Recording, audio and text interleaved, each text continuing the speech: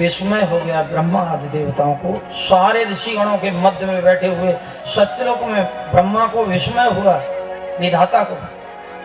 इतना बड़ा महात्म है श्रीमद् भागवत का। अधोगति में सर्प काटने से मरने वाला परीक्षित नारायण के लोक को चला गया। तुलाम बद्धा, तराजू लगा दी सत्यलोक में। मैं तो वजन तोल कर देखूंगा श्रीमद् भागवत में कितना वजन है। तराजू के दो पल्ले होते हैं, एक पल्ले में श्रीमद् भागवत ग्रंथ को स्थापित किया और दूसरे पल्ले में 4 वेद, 6 शास्त्र, 17 पुराण, गंगा का नहाने का पुण्य फल, यमुना का नहाने का पुण्य फल, 4 धाम की यात्रा, सारी पुरियों की यात्रा, जितने सत्कर्म हैं एक एक करके रखते चले जा रहे। माता पिता की सेवा, गौ सेवा, ब्राह्मण सेवा, संत सेवा, सब एक एक करके रखा। लेकिन लघुन्यान जातान गौरवेण इदम महत्, सारे साधन हल्के रह गए। श्रीमद् भागवत का वो तराजू का पल्ला पृथ्वी से चिपका रहा, हिला भी नहीं साहब। जब ये कथा सूत जी महाराज ने शौनक आदि ऋषियों को सुनाई तो सूत जी महाराज के चरण वंदन करके शौनक आदि ऋषि कहने लगे, बोले गुरुदेव इतना बड़ा महात्मा है श्रीमद् भागवत की कथा का, और हमारी एक इच्छा है, हमें जनाइए महाराज।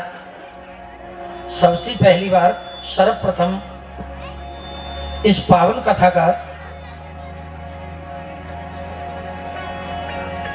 किसने किसको सर्वप्रथम पान कराया और ये कथा वर्षा कहां पर हुई सर्वप्रथम, हमारे जानने की इच्छा है, हमें जनाइएगा।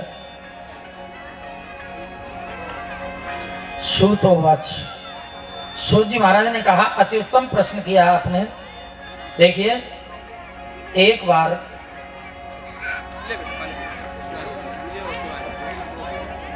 देवर्षि नारद हाथ में वीणा लेकर इस धरती को सर्वश्रेष्ठ मानकर कलिकाल में इसके दोषों को देखते हुए विचरण करने के लिए आए। अहम तो पृथ्वी या तो ज्ञात्वा सर्वोत्तमामिति पुष्करम च प्रयागम काशी गोदावरी तथा हरक्षेत्रम कुरुक्षेत्रम श्रीरंग सेतुबंधनम।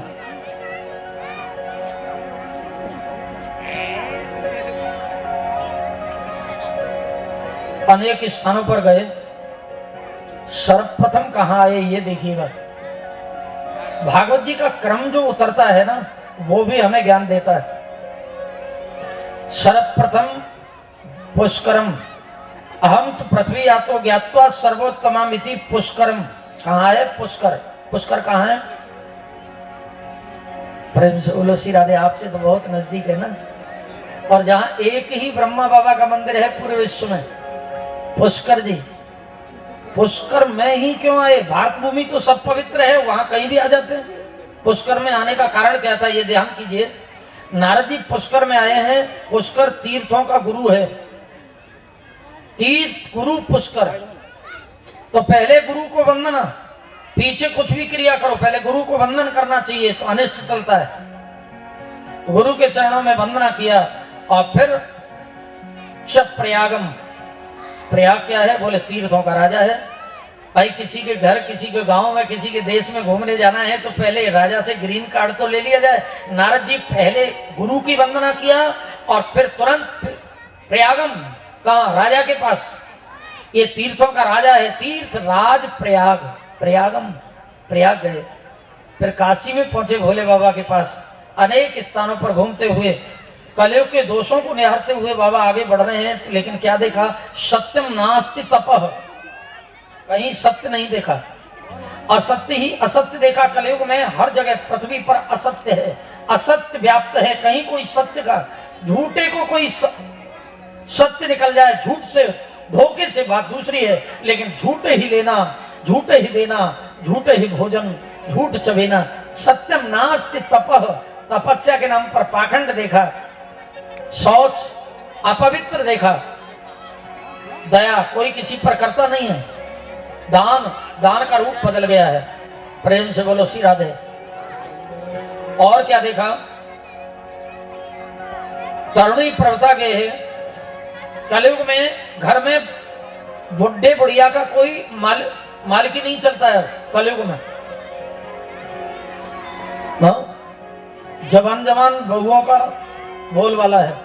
यहाँ लिखा है श्लोक में, कलयुग में बाबा कहते हैं मैंने देखा घर में तरुणी प्रभुता गए है, जवान स्त्रियों का चलता है। और सलाह कौन देता है कलयुग में? पिताजी नहीं,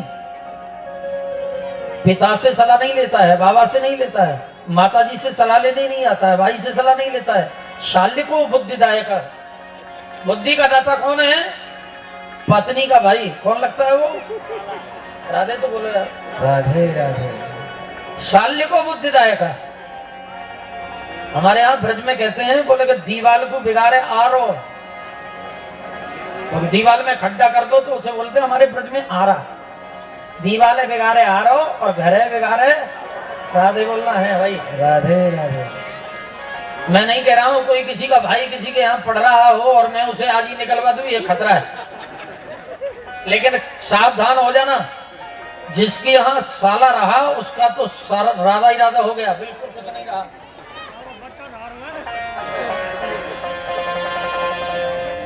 शैतानी का भैया नहीं होगा, मैं नहीं कह रहा हूं भाई। वो तो निकालना मत जल्दी, इस साल तो पढ़ाना उसको, अगली वर्ष कोई फैसला लेना। लेकिन इतिहास और पुराण साक्षी है, जितने मामा आए, चाहे तो मामा मायल हो या तो शकुनी मामा हो, ये सब साले थे। महाभारत कराया नहीं, साला ठीक नहीं है। लेकिन सलाह आज कलयुग में किससे ली जाती है? पिताजी से नहीं पूछेगा दो बात, मम्मी से तो आएगा ही नहीं पर्स पूछना। चारों धाम, चारों धाम के पास जाएगा। राधे बोलो। राधे राधे। चारों धाम घर वाली। अब एक धाम के पास पिता जाना ज्यादा, एक धाम है, दो धाम है माता, और चारों धाम तो वो है उसके पास जाना है भाई। कहां जाना है यार? शाल्य को बुद्धिदायक है, तरुणी प्रवता के जवान जवान स्त्रियों का घर घर में चलता है, और शाल्य को बुद्धिदायक है, शाला सलाहकार है कलयुग का। और न योगी, कहीं योगी नहीं है, पाखंडी दिखाई दिया। योगी, योगी कौन है थोड़ा देख लीजिएगा। समत्वम योग उच्चते, योगी वो है जिसे अपनी याद न हो, दूसरे के लिए जीवन जिए।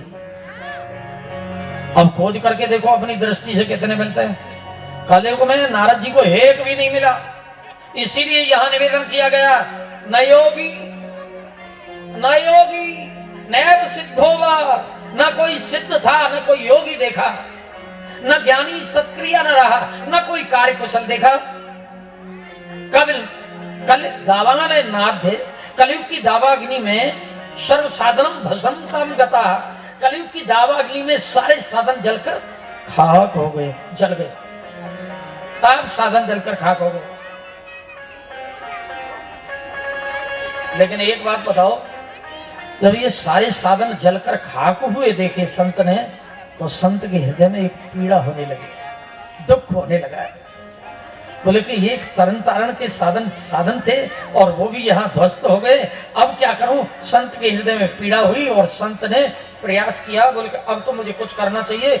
उसी कलयुग के दोषों को देखते हुए आगे बढ़े कि क्या आए, यमुना तटवा पन्ने यत लीला हरे कहाँ आ गए?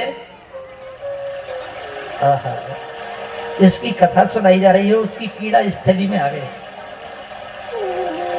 बोलिए श्याम सुंदर यमुना महारानी की जय, वृंदावन बिहारी लाल की जय, बोलिए वृंदावन धाम की जय। यमुना के किनारे सैकड़ों सुंदर सी स्त्रियों को एक स्त्री की सेवा करते हुए देखा, और वो स्त्री दो वृद्ध पुरुषों को जगाने की चेष्टा कर रही है। प्रेम से बोलो श्री राधे राधे राधे। यमुना के किनारे सैकड़ों स्त्रियों को एक स्त्री की सेवा करते देखा, और वो स्त्री दो वृद्ध पुरुषों को जगाने की चेष्टा कर रही है, जगा रही है। बहुत सुंदर सी कथा है। बैठे हैं सब, बहुत सुंदर भाव से सेवा कर रही हैं सब उस सुंदर स्त्री की, और उन दो वृद्ध पुरुषों को वो जगाने की चेष्टा कर रही है, लेकिन जर्जर बने हैं, बुढ़े पड़े हैं।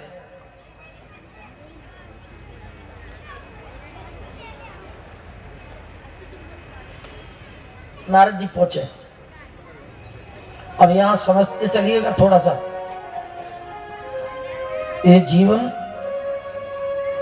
जीवन बड़ा ही सुंदर है। ये मानव तन इतना सुंदर मिला है, लेकिन बहुत दुर्लभ है, कठिन बहुत है, इसलिए संभल कर चलना है हर क्षण।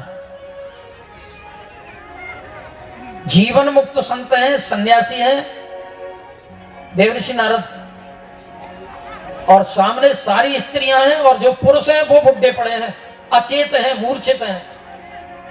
तो वहां पुरुष कोई गवाही देने वाला नहीं है, सारी स्त्रियां हैं। बाबा जी को कभी भी स्त्रियों के ज्यादा नजदीक नहीं रहना चाहिए। राधे बोलना है, राधे। शास्त्र की बात बता रहा हूं।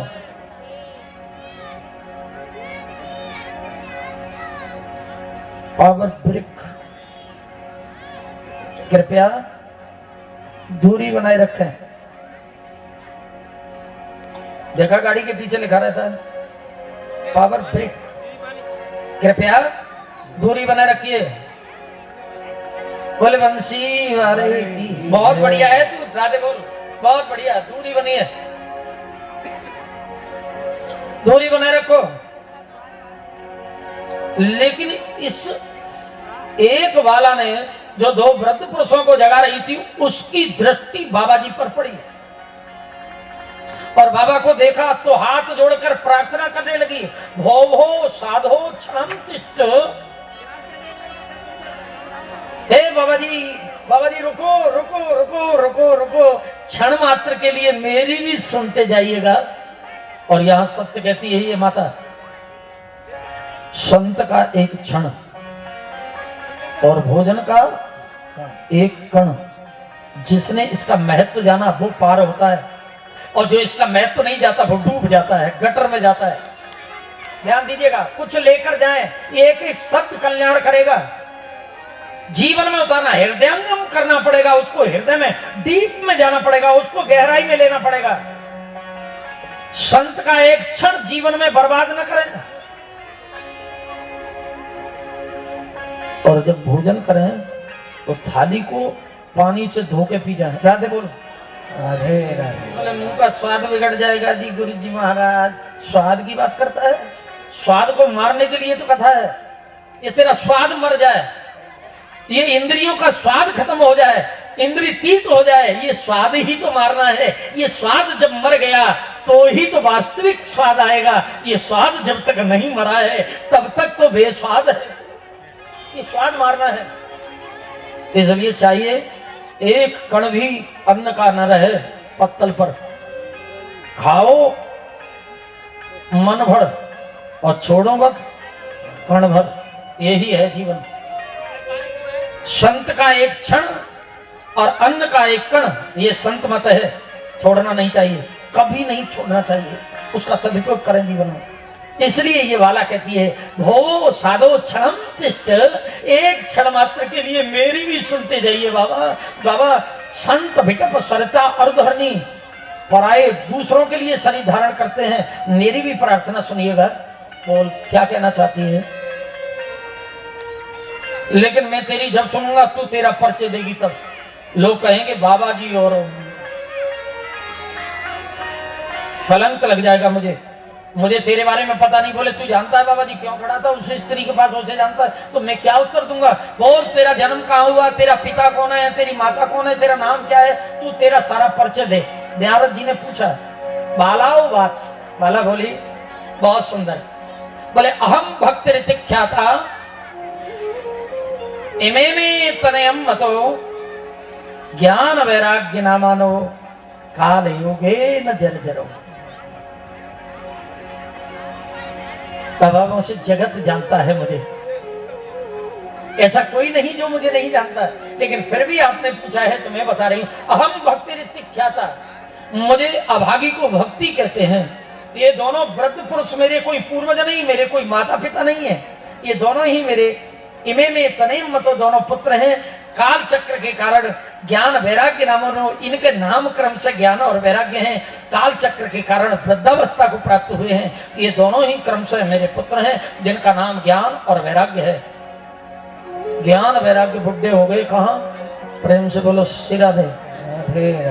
अब ये भक्ति देवी का जीवन सुनिए कहाँ है, कहाँ कैसे चला। द्रवण में उत्पन्न हुई, कर्नाटक में आके इसको पुष्टि मिली, महाराष्ट्र में इसका लालन पालन होके बड़ी हुई, लेकिन गुजरात में जैसे ही आई, बता दूं? प्रेम से बोलो श्री राधे। चलिए या गुजरात के बारे में बताया। गुर्जरे जीर्णताम गता, और गुजरात में आकर ये जीर्ण छीण बुढ़ी नहीं हुई, जीर्ण छीण होगी। प्रेम से बोलो श्री राधे। मैं किसकी बात कर रहा हूं? भक्ति की। भक्ति का जन्म कहां होता है? कर्नाटक में। राधे।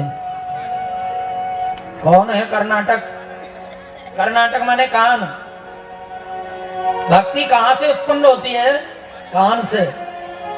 प्रथम भगति संतन कर संगा, प्रथम भगति संतन कर संगा, प्रथम भगति संतन कर संगा, प्रथम भगति संतन कर संगा, प्रथम भगति संतन कर संगा, प्रथम भगति संतन कर संगा, प्रथम भगति संतन कर संगा,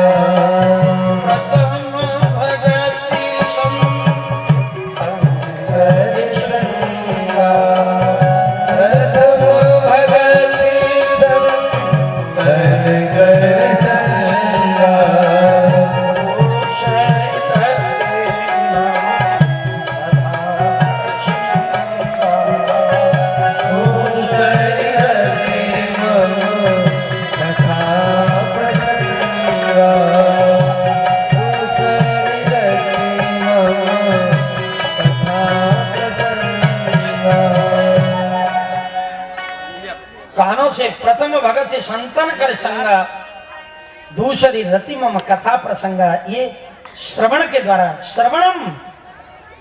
वेद व्यास जी ने जब नवदा भक्ति का उपदेश दिया, और ये नवदा भक्ति जो सप्तम स्कंद में निष्काम कर्मयोगी भक्त प्रहलाद ने दैत्य बालकों को निमित्त बनाकर सप्तम स्कंद में दी, तो बताया श्रवणम।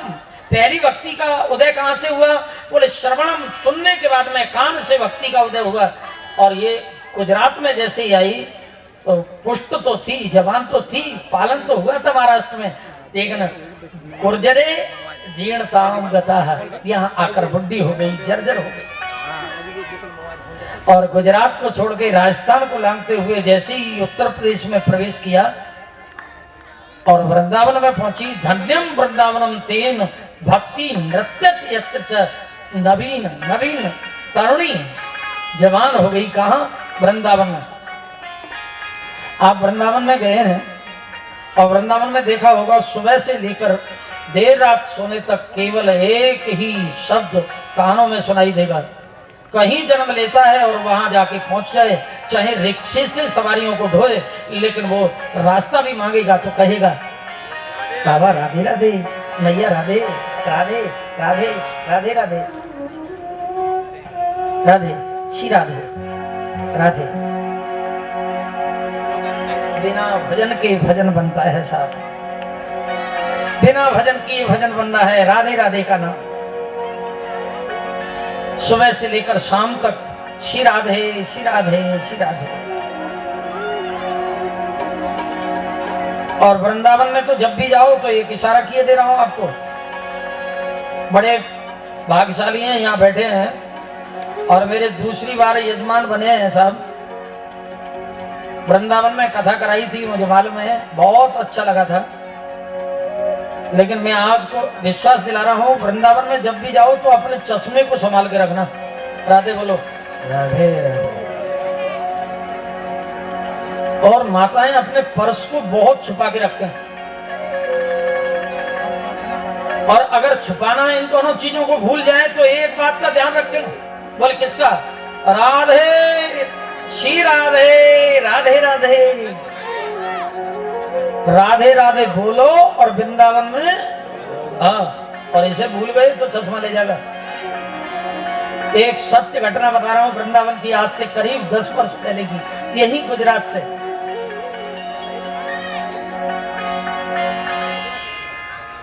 एक बड़ी वाली बस भरकर यात्री गए, विद्यापीठ पर पार्क कर दिया गाड़ी को, और वो माता बहन भाई उसमें से उतरकर, जैसे कि मैं बिहार जी का दर्शन करके, जैसे ही छोटी सी गली है बिहार जी की, मैं पुलिस चौकी पे आया तो क्या देखता हूँ, एक माता जी अधेड़ उम्र की 60-62 की होती, उसकी आंख से चश्मा लेके बंदर ऊपर चला गया, ले गया। अरे क्या करता है, मेरी आंखें ले गया। तो माता जी ने अपने थैले में से गूंजा निकाले, गूंजे ले, ठाकुर का महीना था, 2-3 और डाले उसे, वो काम आने वाला है, वो तो ले, ऐसे पकड़े। माता जी को लगा कि ये तो तोड़ ही देगा, मानेगा नहीं। उसे सुंदरकांड याद आ गया। माता जी कभी कभी उसका बेटा सुंदरकांड किया करता था। देख सुंदर फल रूखा, बोले कि बंदर को फल अच्छे लगते हैं ना, तो 1 दर्जन केले लिए और एक एक करके उसे दे, पूरा दर्जन चला गया, फिर भी नहीं दिया। 5-6 वर्ष का एक छोटा सा ब्राह्मण का बेटा, सिली हुई एक धोती, एक बगलबंदी बांधे, भाल में तिलक, माता जी का लहंगा पकड़ के बोला, अरे कहाँ कर रही है, ब्रजभाषा नहीं बोला, अरे तू काहे को ये फल डाले हैं, तुझे ये नहीं देगा। बोले कैसे देगा पंडित जी, कैसे देगा? बोले जब मोड़े थे राधे, बोले राधे। भाव से उस माता ने कहा राधे, हाथ में चश्मा देके चला गया। वृंदावन की ये संस्कृति है साहब, वहां राधा नाम की सत्ता है। राधे का नाम लोगे तो बंदर रक्षक बन जाएंगे, और राधा नाम ले लिया तो वो भक्षक बन जाएंगे। प्रेम से बोलो श्री राधे। वृंदावन में कभी जाना तो राधे नाम का आश्रय लेकर प्रवेश करना। आइए आए, चले थोड़ी देर के लिए बिहारी जी का दर्शन कराऊं, उड़ा ले चलिए मेरे साथ में वृंदावन को, अपने मन को, शरीर छोड़ दें यहाँ पंडाल में, उड़ा ले चले मेरे साथ अपने मन को वृंदावन की ओर। अरे मन चल वृंदावन धाम, रटेंगे राधे राधे नाम, मिलेंगे बाल बिहारी, ओढ़ के कांवर खारी, मिलेंगे बाल बिहारी, ओढ़ के कांवर खारी, मिलेंगे बाल बिहारी,